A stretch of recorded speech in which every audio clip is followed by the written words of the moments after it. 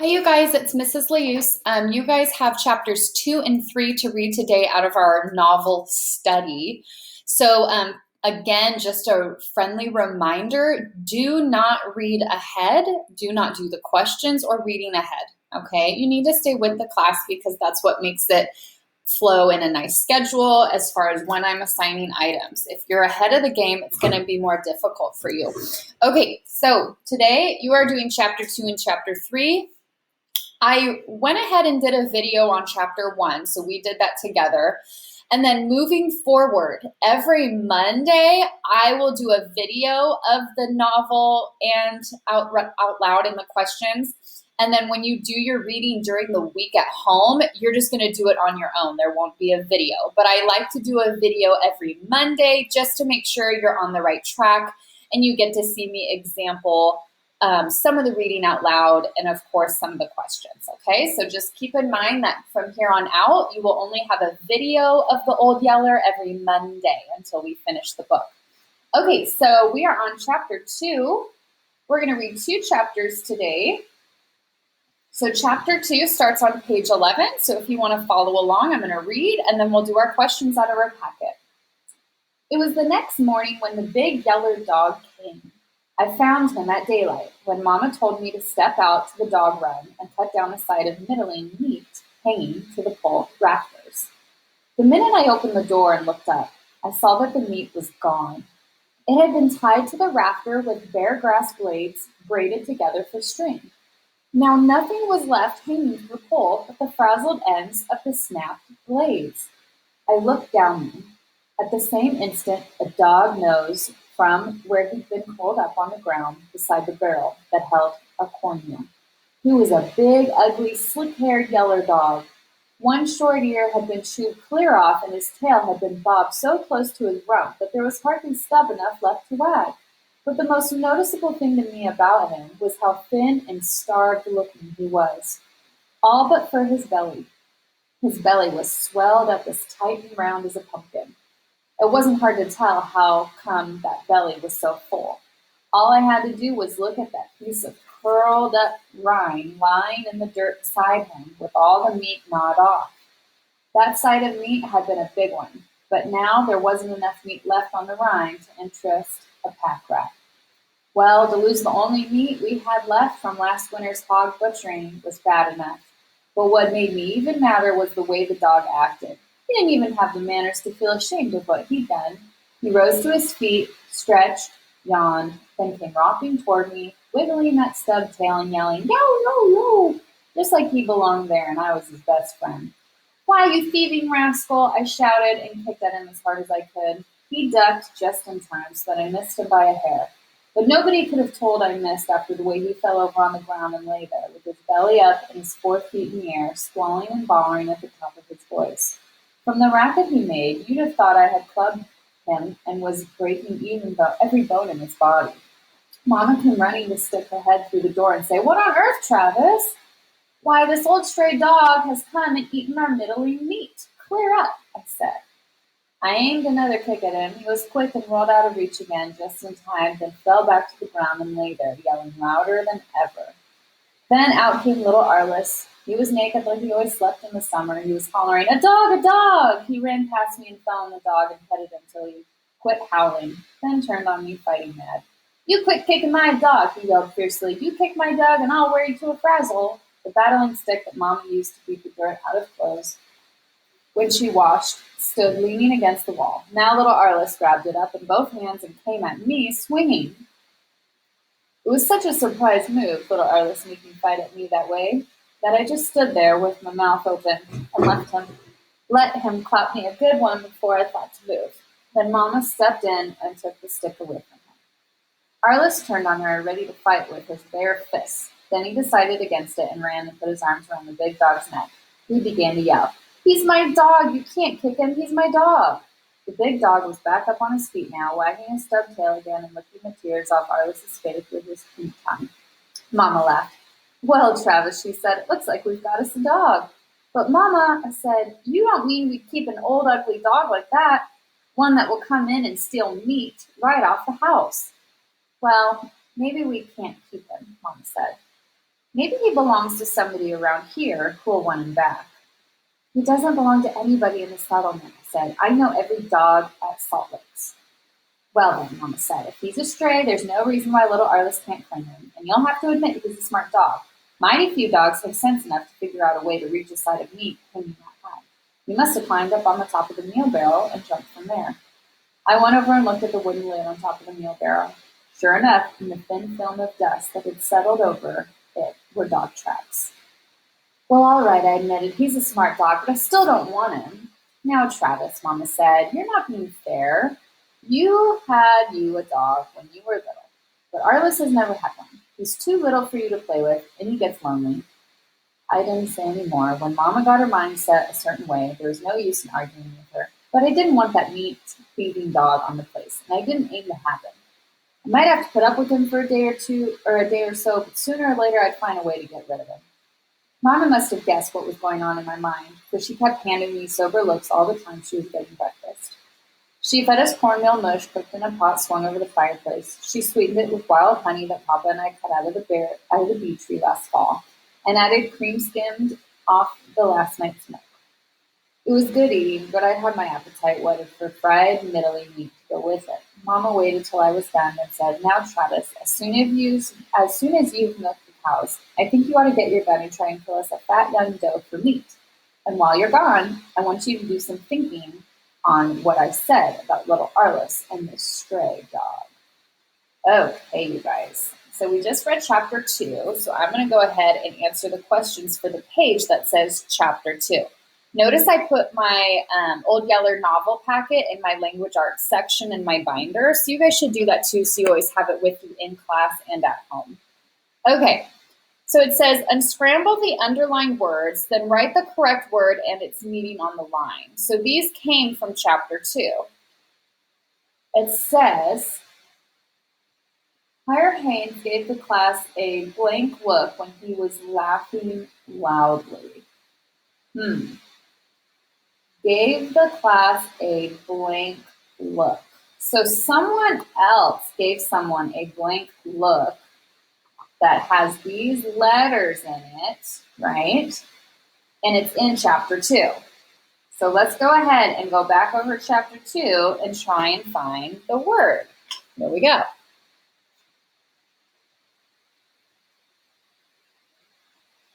Okay, guys, sorry about that. Okay, so what we're doing is we are, again, going to each word.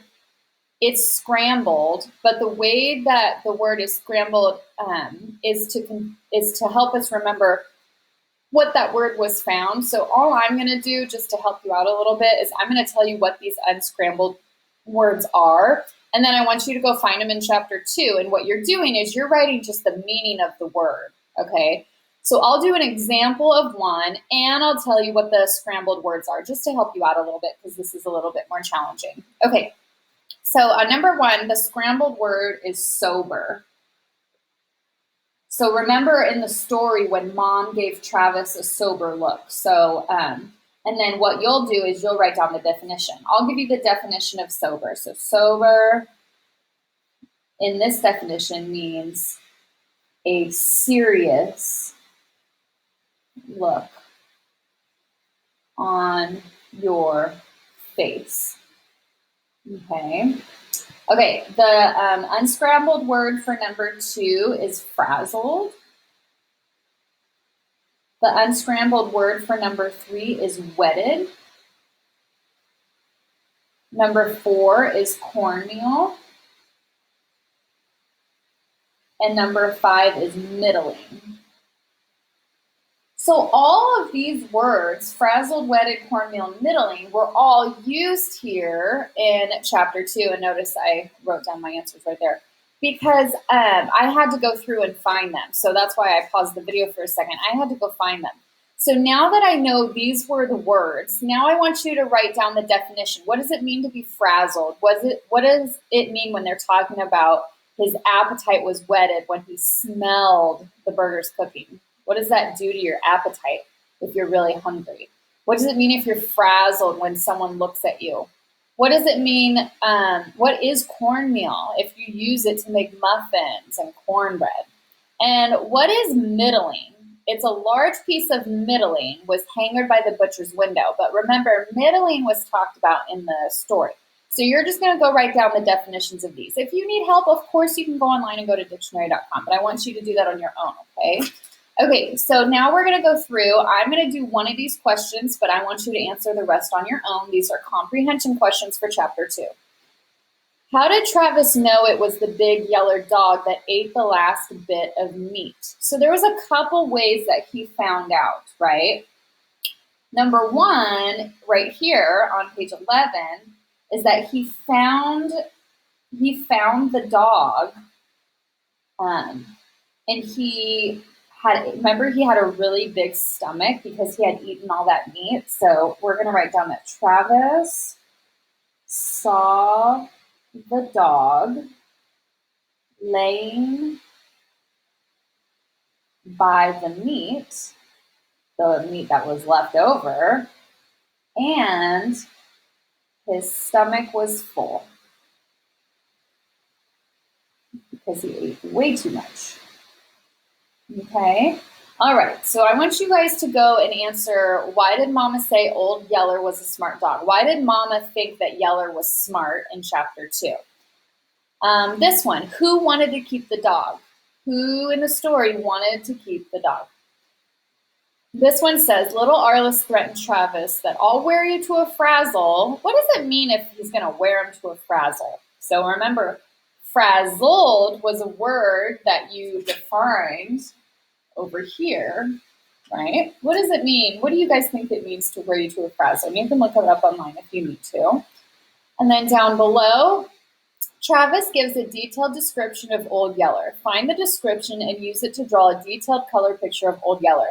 So yes, you can draw a very cute dog, but I want you to make sure you're using the details of what Old Yeller looked like in chapter 2. He had a big round belly. He had a tiny, tiny tail. One of his ears was chewed off, and he was really, really full. His stomach was big from eating all that meat. So I want you to do that here. And then I want you guys to write some adjectives for Old Yeller. How would you describe Old Yeller? Well, number one, we could say that he was old, right? How else can you describe him? So I want you to put some adjectives here that describe what Old Yeller is like, because adjectives describe a noun. Okay, so that's what you're doing again for chapter 2. So I want you to go finish that. Pause the video, finish your questions. And now I'm going to go ahead and I'm going to read chapter 3. Now notice that Old Yeller chapter 3 has comprehension questions, and then it also has a vocabulary page. This vocabulary page goes for chapter 3 and 4, so we'll wait on this and do this later. So wait. We will do this page later. I'm just going to go ahead and read out loud chapter 3 to you and answer these questions, and you'll finish them. And then next time, you'll go on to chapter 4. So let's go ahead and read chapter 3, and then we'll be good to go. All right, chapter 3. All right, I was willing to make a try for a fat doe. I was generally more than willing to go hunting. And while I was gone, I might do some thinking about little Arliss and that thieving stray dog. But I didn't much think my thinking would take the turn Mama wanted. I went and milked the cows and brought the milk in for Mama to strain. I got my rifle and went out to the lot and caught Jumper. I tied a rope around his neck, half-hitched a noose around his nose, and pitched the rest of the rope across his back.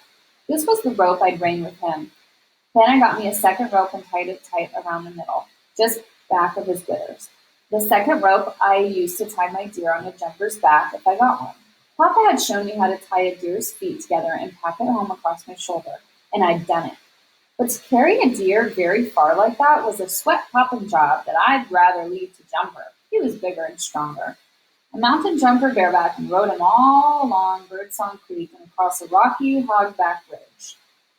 I thought how fine it would be if I was riding my own horse instead of an old mule. I rode down a long sweeping slope where a scattering of huge, ragged, topping live oaks stood about in grass so tall that it dragged against the underside of Jumper's belly. I rode to within a quarter of a mile of Solix, then left Jumper's tied in a thicket and went on afoot. I couldn't take Jumper close to the licks for a couple of reasons. In the first place, he'd get to squishing his tail and stomping his feet at flies and maybe scare off my game. On top of that, he was gun shy. Fire a gun close to Jumper, and he'd fall to the staves. He'd snort and wheel to run and fall back against his tie rope, trying to break loose. He'd bawl and paw the air and take on like he'd been shot. When it came to gunfire, Jumper didn't have any more sense than a red ant in a hot skillet. It was a fine morning for hunting, with the air still and the rising sun shining bright on the tall green grass and the greener leaves of the timber. There wasn't enough breeze blowing for me to tell the wind direction, so I lifted one finger and held it up. Sure enough, the side next to me cooled first. That meant that what little push there was to the air was away from me, toward the salt licks, which wouldn't do at all. No deer would come to the licks if he caught wind of me first. I half circled the lips till I had the breeze moving across them toward me and took cover under a wild grapevine that hung low out of the top of a gnarled oak.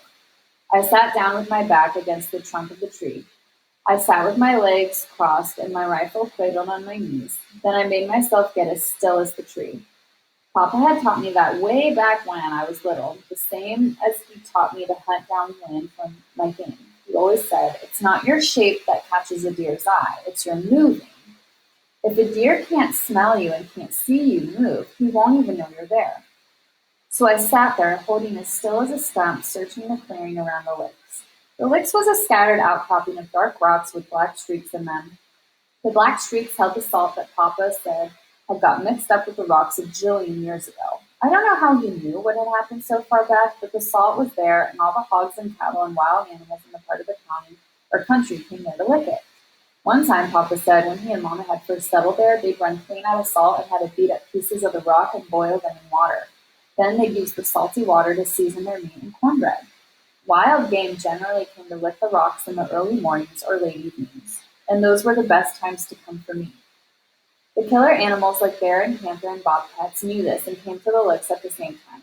Sometimes we'd get a shot at them. I'd killed 2 bobcats and a wolf there while waiting for deer, and once Papa shot a big panther right after it had leaped on a mule colt and broken its neck with one slap of its heavy forepaw. I hope I'd get a shot at a bear or panther this morning. The only thing that showed up, however, was a little band of javelina hogs, and I knew better than to shoot them. Make a bad shot and wound one so that he went to squealing, and you had the whole bunch after you ready to eat you alive. They were small animals. Their tushes weren't as long as those of the range hogs we had running wild in the woods. They couldn't cut you as deep, but once they got after you, they'd keep after you for a lot longer time. Once, Jed Simpson's boy, Russell, shot into a bunch of javelinas, and they took after them. They treed him up a mesquite and kept him there from early morning till long after supper time. The mesquite was a small one, and they nearly chewed the trunk of it in two, trying to get to him. After that, Russell was willing to let the javelinas alone. They moved away, and I saw some bobwhite quail feed into the opening around the licks. Then here came 3 cows with young calves in a round bowl. They stood and looked at the rocks. I watched them a while, then got to watching a couple of squirrels playing in the top of a tree close to the one I sat under. The squirrels were running and jumping and chattering and flashing their tails in the sunlight. One would run along a tree branch, then take a flying leap to the next branch. There it would sit, fussing and wait to see if the second one had the nerve to jump that far. When the second squirrel did, the first one would set up an exciting chatter and make a run for the longer leap. Sure enough, after a while, the leader tried to jump a gap that was too wide. He missed his branch, clawed at some leaves, and came tumbling to the ground. The second squirrel went to dancing up and down on his branch then, chattering louder than ever. It was plain that he was getting a big laugh out of how that show-off squirrel had made such a fool of himself. The sight was so funny that I laughed myself, and that's where I made my mistake. Where the doe had come from and how she ever got so close without me seeing her, I don't know. It was like she'd suddenly lit down out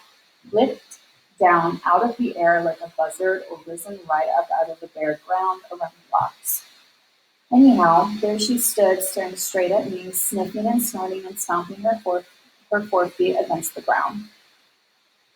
She couldn't have scented me, and I hadn't moved, but I had laughed out loud a little at those squirrels, and that sound had warned her. Well, I couldn't lift my gun then, with her staring straight at me. She'd seen the motion and take a scare, and while Papa was a good enough shot to down a running deer, I'd never tried it and didn't much think I could. I figured it's smarter to wait. Maybe she'd quit staring at me after a while and give me a chance to lift my gun. But I waited, and still she kept looking at me, trying to figure me out.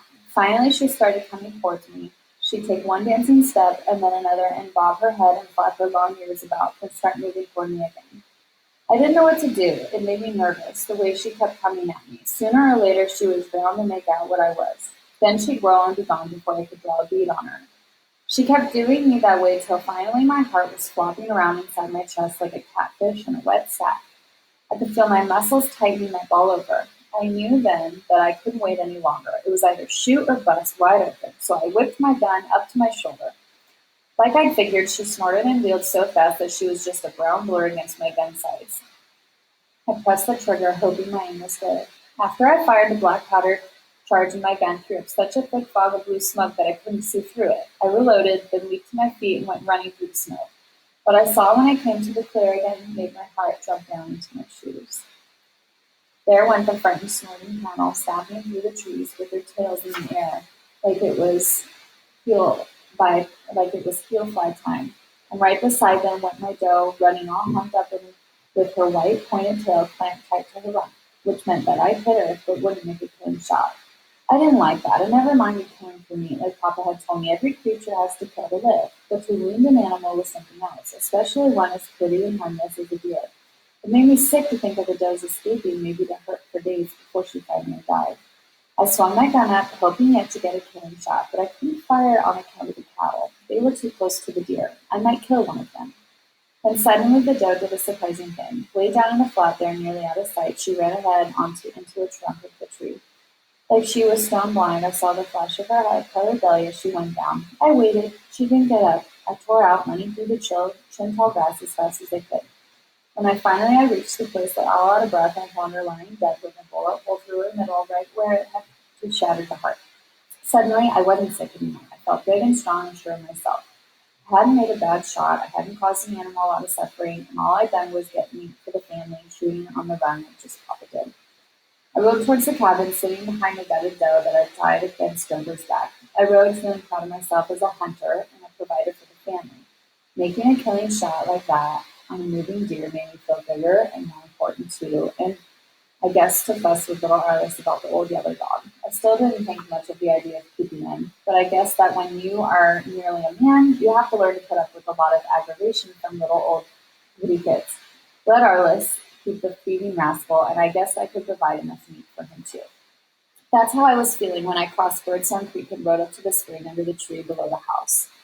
Then suddenly I felt different. That's when I found little Arliss in the pool again, and in there with him was the big yellow dog, that dirty, stinking rascal, romping around in our drinking water. Arliss, I yelled at little Arliss, you get that nasty old dog out of the water.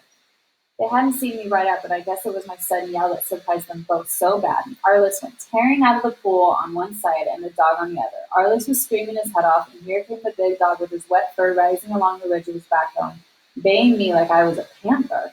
I didn't give him a chance to get to me. I was too quick about jumping off the mule and grabbing up some rocks. I was lucky. The first rock I threw caught the big dog right between the eyes, and I was throwing hard. He went down, yelling and pitching and wallowing. And just as he came to his feet again, I caught him in the ribs with another one. That was too much for him. He turned tail then and took out for the house, squalling and bawling. But I wasn't the only good rock thrower in the family. Arliss was only 5 years old, but I'd spent a lot of time showing him how to throw a rock. Now I wish I hadn't, because about then a rock nearly tore my left ear off. I rolled around just barely in time to duck another that would have caught me square in the left eye. I yelled, Arliss, you quit that, but Arliss wasn't listening. He was too scared and too mad. He bent over to pick up a rock big enough to bring me with it if he'd been strong enough to throw it. Well, when you're 14 years old, you can't afford to mix in a rock fight with your 5-year-old brother. You can't do it, even when you're in a fight. Even when you're right. You just can't explain a thing like that to your folks. And they'll do is point out how much bigger you are, how unfair it is for your little brother. All I could do was turn tail like a yellow dog and head for the house, yelling for Mama. And right after me came little Arliss, naked and running as fast as he could, doing his dead level best to get close enough to hit me with a big rock he was packing. I outran him, of course, and then here came Mama running so fast that her long skirt were flying and calling out, What on earth, boys? I hollered, "You better catch that Arliss," as I ran past her, and she did, but little Arliss was so mad that I thought for a second he was going to hit her with the rock before she could get him away from him. Well, it all wound up about like I figured. Mama switched little Arliss for playing in our drinking water, and she blessed me out good and proper for being so bossy with him, and the big yellow dog that had caused all the trouble got off scot-free. It didn't seem right and fair to me. How could I be the man of the family if nobody paid any attention to what I thought or said?